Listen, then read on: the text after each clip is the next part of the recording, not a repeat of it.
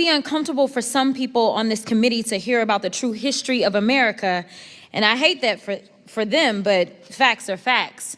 And it's a fact that there is a violent, exclusionary, discriminatory, sexist, and racist part of American history, where our indigenous populations were forcibly displaced from their land, where thousands of Black people were unjustly lynched, where Black people were denied the right to vote, and they still trying to do it today, where women needed their husband's permission to open a bank account, where people with disabilities were routinely excluded from schools, workplaces, and public life, where 4 little Black girls were murdered by the KKK at the 16th Street Baptist Church.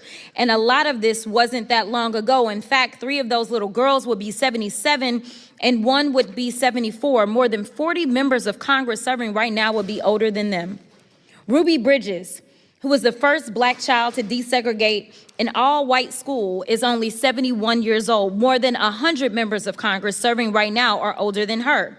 So attacks on the Smithsonian or any other institution that's willing to tell the true history of America is not only an attempt to rewrite history, it's an attempt to erase history.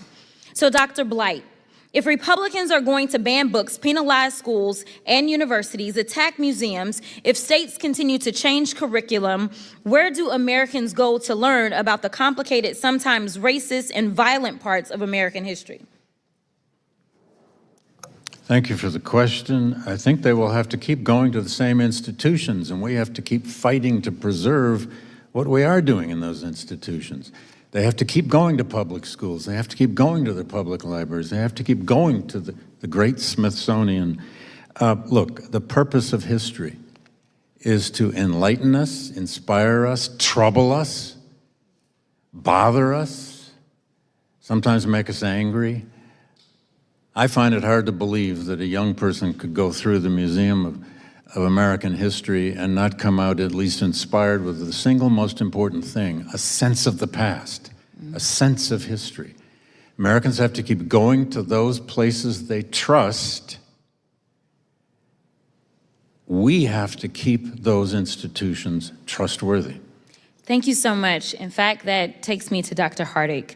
They accuse you and the Smithsonian of sowing division in this country. However, before the White House deleted it, the Departments of Justice and Homeland Security found the biggest domestic threat to the United States is violent white supremacists.